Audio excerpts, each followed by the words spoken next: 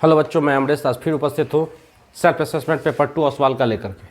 बच्चों, कल कुछ आवश्यक कार्य के कारण मैं वीडियो के साथ उपस्थित नहीं हो सका, लेकिन आज मैं आपके साथ उपस्थित हूँ और आगे कंटिन्यू करूँगा। आज का क्वेश्चन शुरू करते हैं। क्वेश्चन है, what is the greatest possible speed at which a girl can walk 95 metre and 171 metre in an exact number of minutes. कह रहा है कि किस स्पीड से एक लड़की जो है इस इतना मीटर को और 171 मीटर को एग्जैक्ट उतना मिनट में उस स्पीड से तय कर सकती है ना। तो ये हमको हाईएस्ट कॉमन करा कि मैक्सिमम स्पीड पूछ रहा है, द ग्रेटेस्ट पॉसिबल स्पीड। तो क्या हो सकता है? तो इसका सबसे साधारण और इजी मेथड जो है वह यह है कि अगर हम लोग इसका एचसीएफ निकालते हैं तो एचसीएफ निकालने का तरीका क्या है कि इस वाले नंबर से, है ना, जो नीचे दिया हुआ है, इससे दोनों कटना चाहिए, है ना, 95 मीटर भी और 171 मीटर। क्वेश्चन में हमको एचसीएफ करना है, HCF of 95 metre and 191 metre. तो एचसीएफ तो पता ही है, एचसीएफ क्या हो जाएगा, 95 के लिए 19 × 5 और 191 के लिए 3 × 3। कॉमन हाईएस्ट कॉमन फैक्टर हमारा क्या है, 19 है, तो 19 हमारा होगा, है ना, एचसीएफ। चलिए अब क्वेश्चन नंबर 2 में आते हैं। क्या करा, if alpha beta are the zeros of the quadratic polynomial x square minus k plus 6 × x plus 2 × 2k - 1 then the value of k। तो value of k find out करना है। तो किस कंडीशन में? कंडीशन बच्चों ये दिया है, alpha plus beta is equal to half alpha into beta. Okay तो देखिए, alpha plus beta is equal to, हम लोग जानते हैं ना, माइनस बी बाई ए। तो यहाँ माइनस है तो ऑलरेडी प्लस हो जाएगा, तो k प्लस 6 हो जाएगा। b बाई ए होता है, तो a तो कुछ है नहीं, 1 होगा, तो इसको छोड़ दीजिए बच्चों। अब आते हैं हाफ अल्फा इंटू बीटा, तो c बाई ए, तो क्या हो जाएगा 2 × 2k - 1, है ना। और c तो हाफ हो गया, अल्फा इंटू c बाई ए होगा, तो ये तो 1 है, यहाँ एक्स स्क्वायर का कॉफिशिएंट 1 है, इसीलिए 1 नीचे लिखने से कोई बेनिफिट नहीं है। अब आइए 2 से 2 कैंसिल हो गया, अब कितना इधर 2k है, तो उस k को उधर लेके जाएंगे और 1 को इधर लेके जाएंगे, तो 2k प्लस है तो उधर जाके माइनस हो जाएगा, तो 1k हो जाएगा, और ये इधर आके यानी k बराबर 7, यानी ऑप्शन नंबर बी हमारा आंसर हो जाएगा। अब बच्चों हम आते हैं क्वेश्चन नंबर 3 में। 2 lines are given to be parallel. अच्छा, 2 लाइन दिया हुआ है जो कि पैरेलल है, 2 लाइन पैरेलल लाइन है, ठीक है। अब आगे क्वेश्चन क्या कर रहा है उस पर विचार करते हैं। कह रहा है question, the equation of one of the lines is इतना। अच्छा, एक लाइन्स का इक्वेशन दे दिया हमारा 3x - 2y = 5। ये इक्वेशन एक लाइन का है। The equation of the second line can be. तो सेकेंड लाइन का इक्वेशन क्या हो सकता है? तो बच्चों उसी पर आते हैं हम लोग। वो 3 कंडीशन जो दिया हुआ है साइमल्टेनियस इक्वेशन के लिए, कि अगर वो ध्यान रखना है हम लोगों को कि जब पैरेलल होता है तो उस कंडीशन में क्या कंडीशन होता है। तो जब पैरेलल ना हो, इसका मतलब कोई सॉल्व नहीं है, नो सॉल्यूशन है ना। तो नो सॉल्यूशन के लिए क्या हो जाएगा कि a1 by a2 is equal to b1 by b2 is not equal to c1 by c2, है ना। तो ऐसा वाली कंडीशन को ढूंढते हैं, किस में आ जाएगा इस इक्वेशन के अनुसार। तो 3/9, 3 3 जा 9 कैंसिल हो जाएगा, 2 4 जाए, यानी 3 से 1/3 आ गया, 1/4 आ रहा है, तो ये नहीं होगा, ऑप्शन 1 कट गया। 3 4 जा 12 -1/4, 2 4 जा 8, माइनस से माइनस कर लो 1/4, तो ये -1/4 ये 1/4 आ गया, तो ये भी कट जाएगा। आते हैं ऑप्शन नंबर सी में। 3 4 जा -1/4 -2/8, यानी -1/5/7, यानी ऑप्शन नंबर सी हो गया हमारा। इस कंडीशन को फुलफिल करा ऑप्शन नंबर सी। इसमें a1/a2 is equal to b1/b2 is not equal to c1/c2, इधर 5/7 इक्वल नहीं हो रहा है, तो यह हमारा ऑप्शन नंबर सी हो जाएगा। अब आते हैं क्वेश्चन नंबर 4 में। क्या कह रहा है, x² + 1 का whole square minus x² is equal to 0 has 4 real roots. ये तो कट जाएगा, 4 तो होगा ही नहीं, क्योंकि अगर इसका हम लोग कर रहे हैं +b का होल स्क्वायर, तो अच्छा इसको बच्चों हम लोग एक बार सॉल्व कर ही लेते हैं, है ना। क्या हो जाएगा, x + 1 का होल स्क्वायर, यानी a + b, a² - b², है ना। तो a + b × a - b, तो किस फॉर्म में इक्वेशन आएगा सो हम लोग देख लेते हैं। तो ये हो जाएगा x square plus 1 plus x square, एक सॉल्व होगा और एक सॉल्व हो जाएगा x square plus 1 minus x square, तो ये 1 से बराबर 0, तो ये तो कैंसिल, ये हो गया इक्वेशन। तो ये हो जाएगा 2x square plus 1 is equal to 0। अब हमको देख लेना है कि कितना रियल रूट्स होगा, तो 4 रियल रूट्स तो होगा नहीं, हमारा क्वाड्रेटिक इक्वेशन हो गया है ना। अब ये तीनों 1 रियल रूट होगा है ना, नो रियल रूट्स हो जाएगा, 2 रियल रूट्स हो जाएगा। तो देखिए एक्स स्क्वायर के साथ है सो हमारा ए हो जाएगा, यहाँ बी दिया हुआ नहीं है, इसका मतलब कंफर्म बी क्या हो जाएगा, 0 हो जाएगा। 81 है, यानी 0 का square minus 4ac, 4 into 2 into 1 is equal to 0, 4 minus 9 आ रहा है, इसका मतलब नो रियल रूट्स हो जाएगा, यानी ऑप्शन नंबर सी हो जाएगा। निगेटिव आ रहा है, हमारा डी जो है डिस्क्रिमिनेंट निगेटिव अगर आता है तो इसको रियल रूट नहीं होता है, नो रियल रूट होगा। तो ये हमारा क्वेश्चन नंबर 4 का ऑप्शन नंबर सी हो जाएगा। अब बच्चों क्वेश्चन नंबर 5 की तरफ चलते हैं। क्वेश्चन नंबर 5 क्या कर रहा है, क्वेश्चन नंबर 5 कर रहा है the value of x for which 2x, x plus 10 and 3x plus 2 are the 3 consecutive terms of an AP। अच्छा AP का टर्म है, तो AP का टर्म है तो कॉमन डिफरेंस इक्वल होता है हमारा, तो इतना माइनस यानी T2 minus T1 is equal to common difference और T3 माइनस T2, यानी इसमें से इसको माइनस करेंगे, जितना आएगा उतना ही इसमें से इसमें आना चाहिए है ना। तो इसमें x का वैल्यू निकल जाएगा, तो देखिए पहले इसमें से इसको माइनस कर देते हैं, तो इतना में से इतना माइनस हो जाएगा, तो क्या हो जाएगा x माइनस 2x यानी माइनस x हो जाएगा, इधर तो प्लस 10 रह जाएगा इज इक्वल टू, अब इसमें से इसको माइनस करना है, तो 3x माइनस x हो गया यानी 2x और 2 माइनस 10 यानी माइनस 8 है ना। तो थोड़ा सा इसको मैं मिटा देता हूँ, इससे साइन में समझने में दिक्कत हो जाएगी।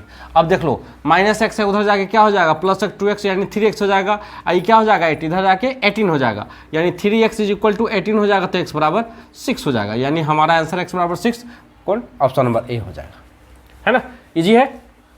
अब आते हैं क्वेश्चन नंबर 6 की तरफ। क्या कर रहा है the points -40, 40 and 03 are the vertices of a right triangle.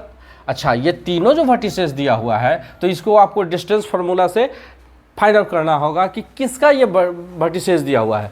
Isosceles triangle है, जो ट्रायंगल 3 ठो वर्टिसेस है ट्रायंगल बनेगा, तो कौन सा ट्रायंगल होगा, इक्विलैटरल होगा, एस्केलेन होगा, इन चारों में से चुनना है हमको कौन सा ट्रायंगल होगा, है ना। तो अब हम लोग डिस्टेंस फार्मूला निकालेंगे, तो इसका इससे निकाल देंगे, फिर इससे निकाल देंगे और फिर इसका इससे निकाल देंगे, है ना। तो तीनों को बारी बारी से निकालते हैं। तो देखिए 4 माइनस, अब देखिए थोड़ा सा मेंटल कैलकुलेशन तो करना ही होगा अगर आपको समय बचाना है, तो समय बचाइएगा तो आपको जो 2 नंबर वाले क्वेश्चन होंगे, 3 नंबर्स वाले क्वेश्चन होंगे, उसमें मदद मिलेगा आपको। तो नंबर हमको बचाने के लिए थोड़ा सा मेंटल कैलकुलेशन करने की आवश्यकता है, वो मैं सिखाना चाहता हूँ आपको। देखिए क्या है कि 4 माइनस 4, तो माइनस है यहाँ, तो plus plus minus minus plus हो जाएगा, तो 4 प्लस 4 16, 16 का स्क्वायर और 0 माइनस 0, तो 16 का स्क्वायर 256 हो गया। चलिए तो इसका आ जाएगा रूट में 256 आ गया, तो 16 हो जाएगा। अब इसका इन दोनों का निकलेगा, अब इसका निकालते हैं। 0 माइनस 4, 0 माइनस 4, माइनस 4 का स्क्वायर 16, फिर 3 माइनस 0, 3 का स्क्वायर 9, यानी 25 हो जाएगा रूट में, यानी 5 आ जाएगा इसका।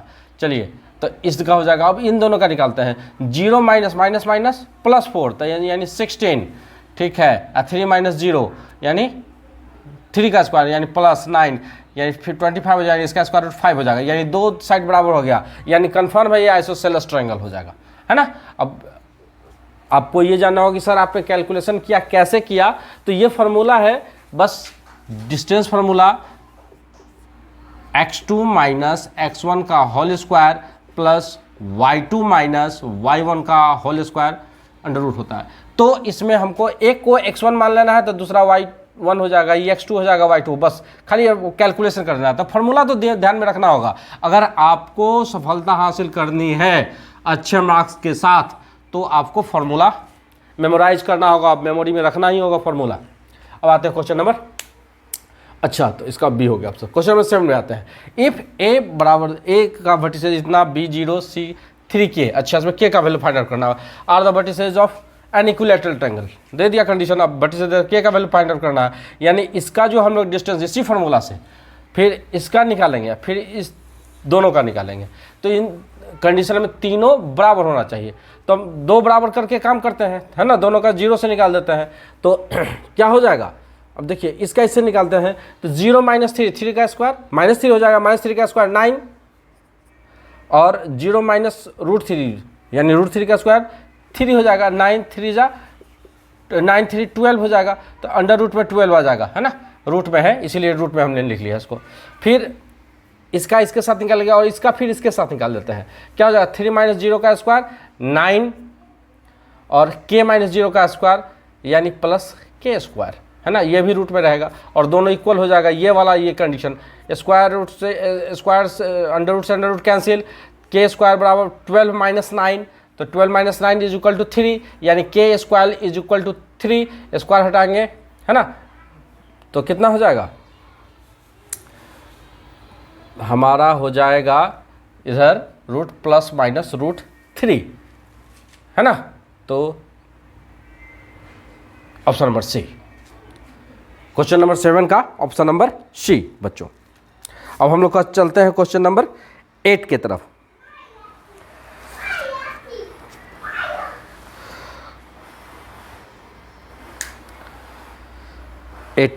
हम लोग चलते हैं।